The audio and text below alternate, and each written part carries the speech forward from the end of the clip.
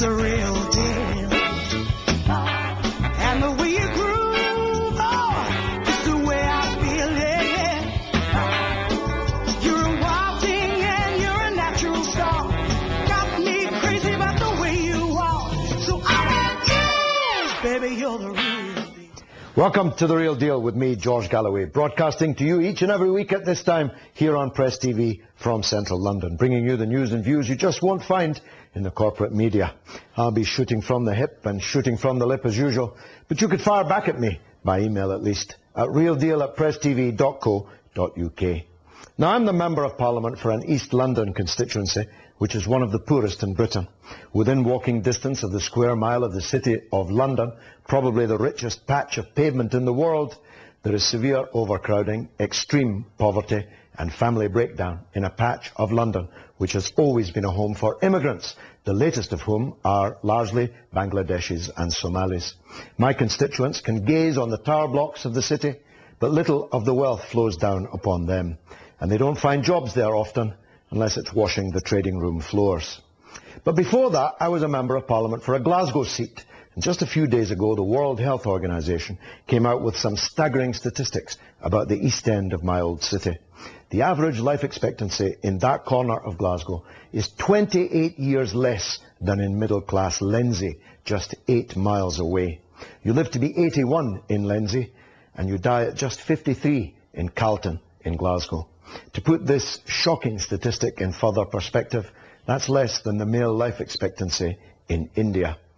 This is the reality of life in Britain today, behind all the hype about gold medals and Olympic glory. More millionaires per square mile in London than rats or house mice, while in the same country, working class men are dropping dead well short of their pensions. There aren't any easy answers for the benighted parts of Glasgow. It's a combination of poverty, social factors and drugs, notably heroin, which plays a large part in these dire figures.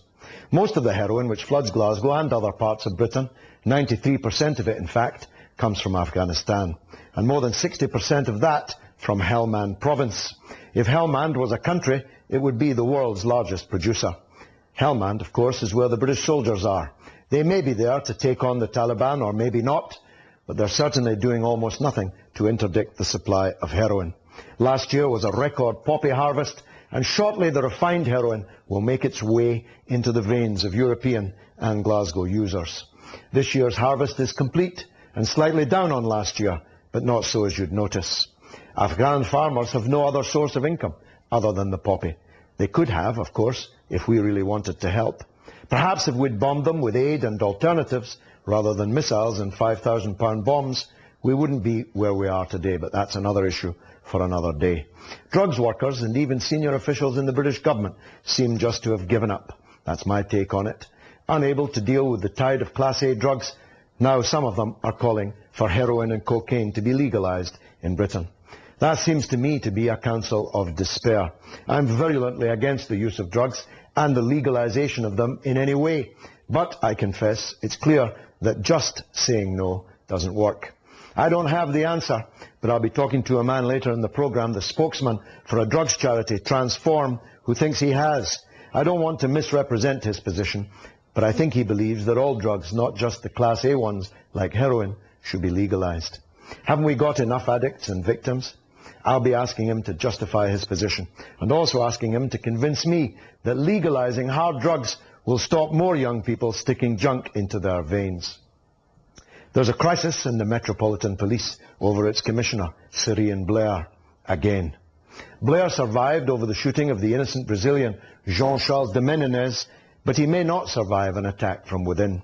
Britain's most senior Asian police officer, Tariq Ghafoor, has directly accused the Met boss of repeatedly racially discriminating against him. Tariq Ghafoor is an assistant commissioner at Scotland Yard and has brought a claim against Blair and the Met at an employment tribunal in London, alleging harassment, exclusion from crucial meetings, and the effective downgrading of his responsibilities. This is just the latest in a series of similar allegations by senior black and Asian officers that there is institutional racism at the Met. Now, I like art as much as the next person. Well, not if the next person's the Duke of Sutherland, who's prepared to sell 2 of his Titian paintings to the nation for £100 million. But if Britain can't scrape up the cash, then he'll put them on the art market for £300 million. That's a bargain. The Sutherlands have long been concerned over profit rather than principle. They are reviled in Scotland for the family's part in the 18th century Highland clearances, when thousands of families were summarily evicted, their homes burned, their places replaced by sheep, which were more profitable. The Duke and Duchess of Sutherland led the way in clearing the lands for the sheep. The present Duke's art collection is the largest in private hands in the world, apparently. I wonder how he got his hands on that. Wouldn't it be nice if instead of cashing in on his 2 Titians, he sold them, perhaps made reparation to the descendants of the thousands of families cast to the winds by his ancestors. As we say in Scotland, aye, right. Now, my first guest is a distinguished BBC journalist, the economics editor of the flagship daily programme Newsnight. He's Paul Mason, and he has a new, or at least updated, book out called Live Working or Die Fighting.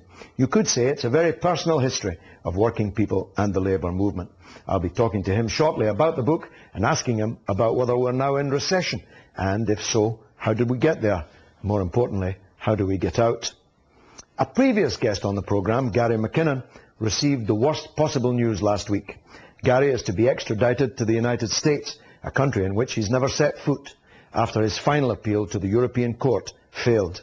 Gary is, or rather was, a hacker, a very sophisticated one, who infiltrated US defense computers, including the Pentagon's war machine, and left rude messages about their security. The US government claims he caused untold damage. But these were unencrypted computers without password protection. You might have thought the Bush government would have thanked him for pointing out the flaws in their security, offered him a job maybe, but no, they want to lock him up for life if they can. The glaring irony here is that while we are happy to extradite our citizens to face what may be summary justice, the US refuses to reciprocate.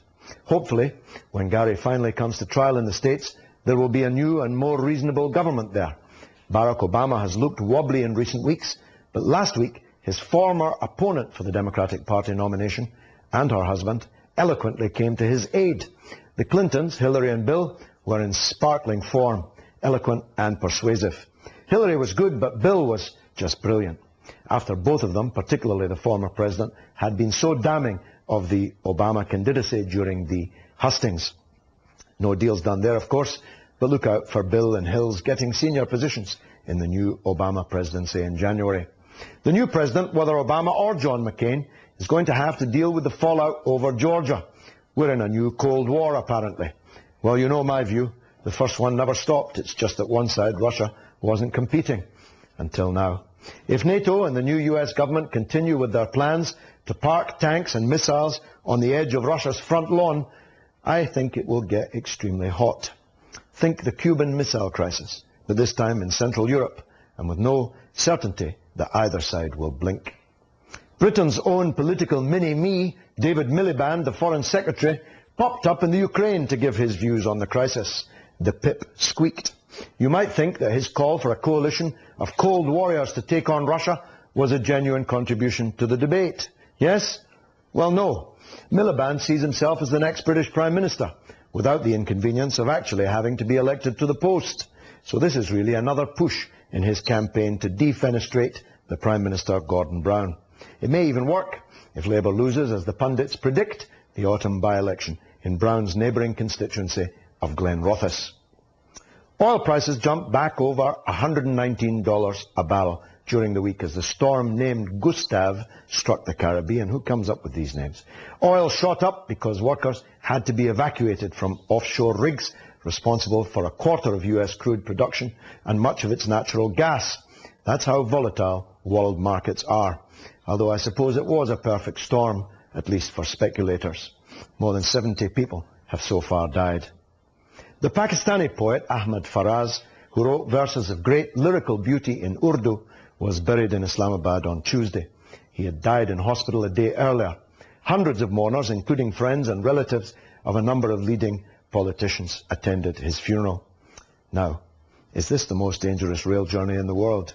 In Iraq, the government's claiming that a luxury train, once used and